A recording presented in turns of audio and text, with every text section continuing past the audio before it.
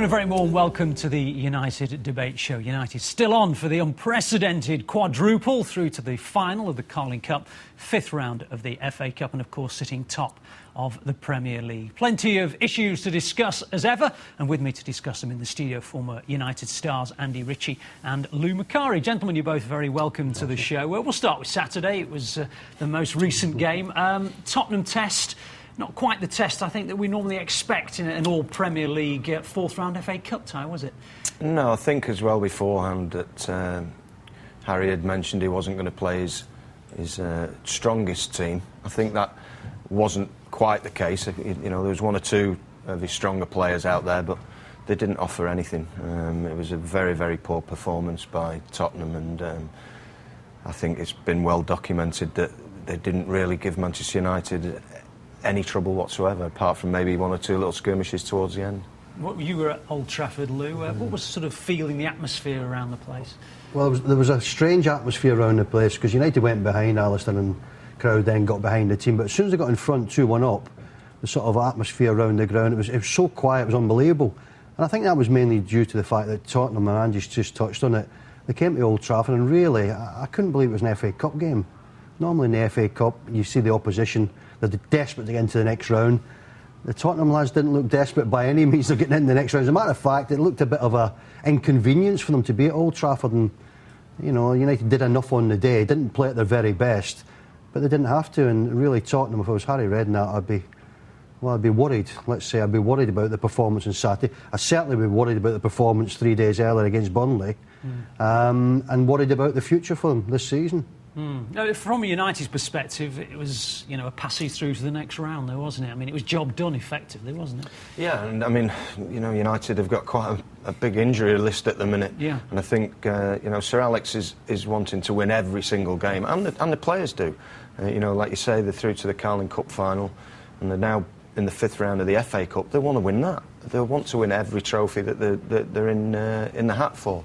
And I think that it wasn't top-notch, but they got the job done. And considering the injuries, that's what he'll be very happy about it. Yeah, you touched on the injuries there, Lou. There seems to be an awful lot of them. I mean, other than one or two are sort of long-term, there seem to be niggles and pulls and whatever. Is it the sort of the proliferation of so many fixtures and the sort of the wear and tear? What do you put it down to? Well, I think you can just be a little bit unlucky sometimes, and I don't remember an injury list as long as that one you've got in front of you there, Alistair. Yeah, I mean, we just went through it, didn't we? I mean, Brown, it looks Rooney, like the whole squad. Well, we've got Brown, Rooney, Raphael, Evans, Evra, Ferdinand, Fabio, Welbeck, Anderson, Nani, Hargreaves, Park. We've got Giggs and Neville were a doubt for Saturday, but were involved in the squad, and Ronaldo had a stomach bug, which we imagine he'll get over by Tuesday. It's a long list, isn't it? It is a long list. I think the good thing, and I think it's quite amazing, and all credit to the players, that whichever team he sent out, they've managed to get the result. Maybe the performance hasn't been as good as the manager would like, but you know, just getting a result, Andy, when you get so many players missing and then so many players out of position. Now, Saturday when the team sheet came out, I saw young Fabio at left back, and I thought, debut at Old Trafford, FA Cup, big ask for the kid. John O'Shea had been moved to right back, Gary Neville had been moved into centre half, Danny Welbeck outside right, and I thought, well, this can't work, but they did it again. And the performances in the last month have been rather strange because they haven't been great, but it's got us to the top of the Premier League with different players playing in different positions. Defence has been disrupted, and during that time, quite incredibly, they've got the record they've got now of so many clean sheets. 10 is it now, going for the 11th on Tuesday night. And it's all happened at a time where they've been depleted. And I think there's a message there for everyone else who's chasing them, that if they get the players back that you've just mentioned there, Alistair, the rest are chasing, I've got a bit to do. Let's talk about a general point there. I mean, you mentioned about players playing out of position. How difficult is it for a player to play out of position? Well, I mean, I did it in my career. Sure, Lou did it a couple of times. I played outside right quite a few times. I actually played in the centre of midfield once or twice. I think if they're good players, I think that they're not too bad. You know, I think if you're a forward going playing at the back, that could cause you a few problems. But if you're not moving too much out of your comfort zone, it's not too bad for them. I think what Lou was saying about the way they've got these results, and I think there's one big thing that I think Berbatov has played a massive part in it. He has scored and set up so many important goals over the last few weeks, and people have been giving him a hard time. And I don't believe he has touched his peak yet, but the goals that he scored and the contributions that he's made have been vital. I think it's the attitude, Alistair, more than anything, though, Andy. Yeah. The attitude of the manager, the way the players go out, and he asks them to perform. And of course, if they don't perform the way he likes, they'll be gone. Well, there's other teams, and Tottenham are certainly one of those on Saturday. Attitude was stinking. You know, they didn't go out there and play. They didn't perform. They walked about the pitch. You never see that with the Manchester United team. They may play bad on the day. They may get beat. But the approach to the game is always spot on because the man in charge demands it. And if you don't do it, or you don't want to do it, end of the season, you've gone.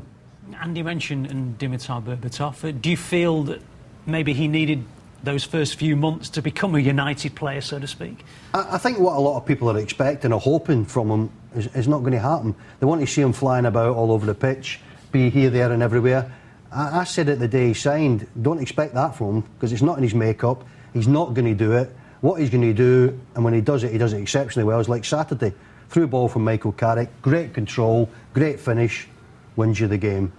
Did it at Bolton, another poorish game for United. Just looking for someone to pop up with that important goal that's going to get you an important 3 points.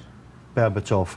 So he does bring the goals, he does bring that little bit of quality up front, but people who are expecting to see him busting a gut every week, it's not going to happen. I mean, It's not, but that's the way he is. Yeah. You know, and I think people have to look at the overall picture with him, you know, and realise, like Lou says, the 2 goals he scored. You have to look at the one he laid on the plate for Tevez at Stoke. You know, the touch and control in the box, and he's got past the man, just knocked it across. I think they've got to look at that, and I think if you asked a load of Tottenham fans, what was he like at Tottenham, they'll say, well, that's what he was like at Tottenham. You know, he didn't run around and charge around for 90 minutes, but what he did was he contributed in such a vital area. But as a lot of people who follow United and would like to see it, you would think that he would grasp that. And in time, just the work ethic. Yes. Yeah, the work ethic. He just upped the work rate a little bit. So on a day where himself and the rest of the team are not doing too well, at least people see him flying around. If he manages to do that, Alistair, then everyone will take to him. I think at this moment in time, maybe 60-40, 60 in favour. He's saying he's doing exceptionally well. 40 because of the lack of getting about the pitch. And they've got the doubts about him. If he can just grasp that what's required to be a real top player, then everyone will take to him. Can United fans accept just that match-winning moment, and if that's all the contribution's going to be? Well, I mean, if he's the one that's scoring those goals, those vital goals, and playing those vital passes in, then I think they've got to accept it. I mean, he's an exceptional talent, no doubt about that. And I think that maybe we've found out that he's human. You know, I think everybody thought that he could walk into any situation, any club in the world, and just fit in, because that's the nature of him, that's the way he looks. Now, he's come to Manchester United, the biggest team in the land and arguably in the world, and has it taken him a little bit of time to bed in? I think it probably has. I mean, is that a factor, really? I mean, do we overestimate? Well, we look at a player, don't we? Whenever a player, well, not just for United, whenever a player signs for big money, you think, that's it, you know, immediately get into the side and he'll immediately be the player he was before he signed. But that fact has to be taken into consideration, doesn't it? It has, Alison. The other thing we do, we make comparisons. And everyone made a terrible comparison before they'd seen him play, that he was another Eric Cantona. I'm sorry. Me included. Oh, did you? Well, he's not going to be an Eric Cantona. He's going to be another good Manchester United player. To get to the level that Cantona did, you've really got to have that star quality. I'm not saying he hasn't got a quality, but, you know, Cantona had the magic. He had everything that everyone wants to see at this moment in time. Berbatov's got things some people like to see, and he's got things other people don't like to see. Me personally, on a day where the team's not doing well, I would just like to see him up his work rate a little bit, chase people back, do a little bit more work, so he comes out of the game with pass marks. But can't rely on him every week to get a winning goal. Can't rely on him to contribute to a winning goal. So in the weeks where that's not going to happen, if he just upped the work rate a little bit, everyone would be happy, I think. Just casting my mind, did Eric make an immediate impact? Did he not take a few weeks? Of course he did. But I think that's the nature of the football club he's come into. You know, it's a massive stage for him to get onto. The biggest place he's ever played, and the biggest club that he probably will ever play at. But I think the United fans have been spoilt over the years with like the likes of Hughesy and Rooney and Tevez that charge around the place, and I think you do need a different type of forward player, and certainly that is who he is. But I do agree with Lou a little bit that if you just saw him maybe run once or twice 30-40 yards back towards his own goal to try and make a tackle, I think that would appease quite a few of the fans. When Rooney does it, Wayne gets back, and I've seen Wayne in strange positions, right back, left back. Tevez does it, and I think people just expect it from him, Alice. They expect it from a Manchester United player, and if he can add that to his game, well, he's going to be a superb player. I must ask a couple of forwards here, what was your work ethic like when you were up front, you guys? You're both laughing. No. I've had so many different managers say different things to me. Dave Sexton wanted me airing back over the halfway line, chasing full-backs, and other people have said, don't you ever cross the halfway line, just stay up there. Right. Don't even get to the halfway line unless we've got the ball at the back. I'd like to think that, work ethic got better as I got older. I think if you go back in time, Andy, it was demanded from your managers, wasn't it? Yeah. It was demanded, as soon as you set foot on the pitch from a manager, want to see you working. That was the first thing. That's the first thing they demanded. I think in any position, whether you're a centre-forward, centre midfield player, they wanted 90 minutes of you on the move. All right, it's changed a little bit over the years. The game's changed a little bit. People are more into tactics, whereas if you go back 20 years, I think it was more about let's get out there and give your all for 90 minutes and see what happens. Of course, you were both managers. Is that what you demanded of your forwards? Yeah. Well, I mean, I didn't want them herring back, chasing, sort of back to their own box. I wouldn't have wanted that. But I wanted them to defend from the front, so, to channel the ball where you wanted it, and that's an art. I mean, probably the best at that was Ian Rush. I mean, he used to defend from the front, give nobody a second's bit of peace, and I think Tevez is a little bit like that, and Rooney. OK, guys, just stop here for the moment. We've reached the end of part one. Plenty more to discuss after the break on the United Debate Show. Join us in a couple of minutes.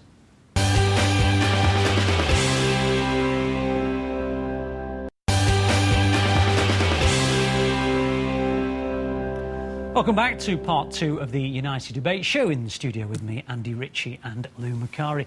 Gents, one thing that I was reading over the weekend, and indeed Sir Alex Ferguson was quoted as saying such, would there be an extension, it would seem, to Ryan Giggs' contract at Old Trafford? It would appear that's a well-earned contract. Very well earned. I mean, he just seems to go on, and now we're hearing that his role's changed. He's not a wide player anymore. He's a central midfield player, or plays in the hole behind the front two. And he certainly can do that. I've seen him play that role many times when he was younger. But he's certainly earned an extension, I think. I mean, he's been a fantastic servant and a great player. I mean, I've heard there was even a potential that the word retirement might have popped in, but there's surely fitness in those legs yet. Did you see him play against Chelsea? It was unbelievable. I mean, you get to a certain age, and Andy will tell you, the legs just don't move as quickly as you would like them. And I thought, well, is Ryan coming to that stage? But if you saw him play against Chelsea, he was up and down the pitch. And I think just because of that game, anybody in their right mind would give him an extended contract. There's too many contract extensions given to players, and I won't mention any names, but who haven't done anything. They get extended contracts, and it works the opposite way. You don't see them again. Pay packets increase threefold, fourfold, because they have one good season. Ryan Giggs has had, 13, 14 good seasons now, Andy? Yeah. He deserves, and that's what it's all about. It should increases, new contracts, extended contracts, should go to the players who do it, but do it over a period of time. Not one season or two seasons. We've got too many one season and two season wonders in the game.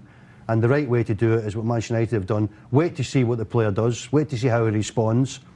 And I don't for 1 minute think that if Ryan hadn't have responded in the way he has, there'd have been no contract for him. And he would have accepted that. But he has responded. He deserves a contract. And, long may that continue. And I'm just thinking, obviously there's a list of injuries. Let's say everyone's fit and all the choices Alex has in that midfield, would Ryan Giggs still be in that first 11, so to speak? I think he would be in and around it, definitely. I think you've got to think of the enormity of what he's done for the football club.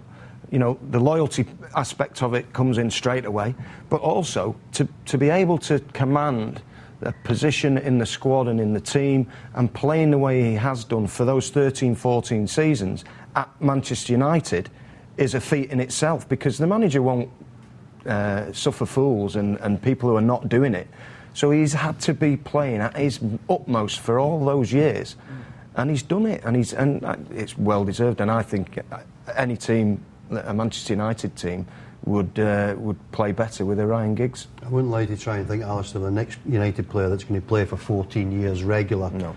If you ask me now, I wouldn't be confident I could name that player, because again, attitudes have changed, the money's changed. I mean, I think when Ryan started, the money would have been okay, but it wouldn't have been fantastic. As time's gone on, he's obviously got wealthier. That hasn't changed Ryan Giggs. He's been a great professional for any kid to look at and say, if I'm going to go into football, how should I approach it? The way Ryan Giggs has. Feet on the ground, playing his football, contracts come up to be signed, they're signed within, a couple of days. Model professional. And I've been hearing, certainly among players in the game, that if anyone's going to win Player of the Year this year, it might even be Ryan Giggs, the PFA Player of the Year. I mean, he's not a bad candidate, is he? He's not a bad candidate. I mean, you know, when Lou says about that the way he's conducted himself throughout his career, you don't hear anything controversial about him. He stays out of the limelight. And the other two players along with him that do that is Scholes and Gary Neville. And I think that's the way they were brought up through the United system. This is the way you are, this is what you do. And how many do you see nowadays that don't court the limelight? You know, and he's been a fantastic ambassador for Manchester United and for football. And the ones that don't do it, Alistair, that way and the way they've done it and the manager's way, they just disappear. You know, they come through and you think, yeah, he may do it. We're going to see him for a number of years at Old Trafford in the team every week. Then all of a sudden they're somewhere else, and the reason is that they haven't grasped. I don't know why they haven't grasped it. They haven't grasped what the manager wants. And what the manager wants and demands means you have a long, successful career, like Giggs and the lads that Andy's just mentioned.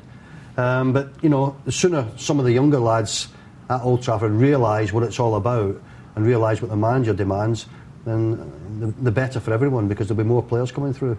Well, let's change that. The manager will demand that United keep going on all these four fronts, and at the moment it's practically every week, midweek, weekend, midweek, weekend. West Brom is the next hurdle to overcome. On the face of it, you'd say it was a fixture United should win, but it's never like that, is it? No, it isn't. But I think that you have to say that I can't see them not beating West Brom. They're not having a great time. I think that, you know, they got a draw at weekend in the Cup when really they should have been out of the way and outside of Burnley. But I think that I don't see it as being a problem, even with all the injuries we've mentioned, and we've said that hasn't seemed to have mattered so much. They might not have played as well as probably they can do, but I don't see it being a problem, West Brom. I think they'll brush them aside. I can see them doing what they've done for the last month or so, Alistair.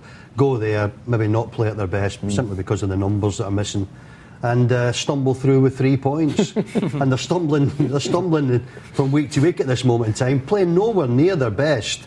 But everyone's coming away from the ground, seeing another victory. I think it all started at Stoke. They played poor at Stoke and got the points. Played poor against Wigan. I thought, lucky to get a win, because Wigan played exceptionally well. They did. At the Reebok, didn't play very well there either, and did enough on Saturday. So it may be a similar pattern, you know, against West Brom, but I'd expect the 3 points to be going back to Old Trafford. Of course, Everton straight away, 3 or 4 days later as well. That fixture's obviously been brought forward from its original Monday date. It's always a tricky test. I mean, David Moyes' side, you know what's coming, but it's still not an easy thing to overcome. I think that that will be a difficult fixture, and one that Sir Alex will be, majoring on getting the players really focused. I mean, you only have to see the way that Everton have played in the two derby matches, obviously the league and the cup game last night. It's not going to be an easy fixture. They're very, very stubborn, hard to break down.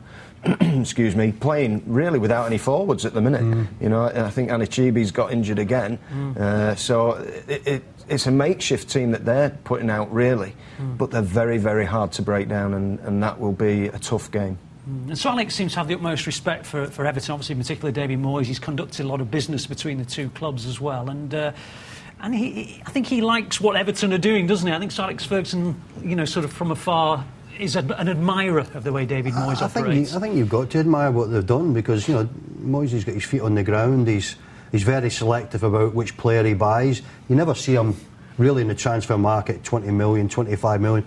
They haven't got that sort of money, Everton. So he's made the best of really what they've got. And as Andy says, at this moment in time, considering they haven't got a striker there, and each of you's gone now, Cahill's been playing up front, all their other strikers are injured. And they've done remarkably well. Last two games against Liverpool, they've done what you expect an Everton team under Moyes to do, dig in, especially in the Cup yesterday. They dug in, they've got a replay and something for them to look forward to. But tough, as Andy says, tough game. One thing that about Everton and about the way they set up, they have this sort of shape to them, don't they? We always go on about shapes and so on, but if there's one team that sort of stayed in that shape the whole time, it's Everton. It's going to be a patient game against Everton, I would imagine, for United. Yes, it will. It'll have to be. But it goes back to what Lou was saying before about 20 years ago. They are a team that go out and give 90 minutes of hard graft. You won't see anybody in the Everton side lolling around and strolling around. They all have to go out and put a stint in, and they do that, and that's what makes them so hard to break down, because they have the guidance from the manager, they've got the tactics, they've got the game plan, they've got the shape, as we all talk around, but they are dogged and determined, and that's what you've got to break down first. You've got to match that, and then hopefully you'll get that little bit of flair or whatever that Manchester United do possess to break them down and score the goals. And of course, sort of the side issue to this is what are Chelsea doing, what are Liverpool doing, and so on and so forth. The psychological advantage of United hitting the top, that's a huge blow to the others, isn't it? Best place to be. I mean, people say once you're there to be shot at. I think if you ask any manager, you prefer to be at the top, Alistair, and have people chasing you. And when the teams that are chasing are in the position they're in, they can't afford a mistake. So, you know, you're there. If you keep winning, they will make mistakes, and you'll open up a bit of a gap at the top. And I think in the next month or so, I think we just hopefully will see a gap at the top. OK, Luke, thanks very much indeed for your time. Andy, thanks as well. 6 points from the next two games. Prediction? I think it's going to be difficult to get 6 points. I think Everton is going to be a very, very hard. Four, then? I'll go 4. Luke? I'm going for 4 as well. OK. You heard it here. 4 points, says Lou and Andy. We shall see. Join us next week, same time, same place on the United Debate Show. From all of us here, goodbye.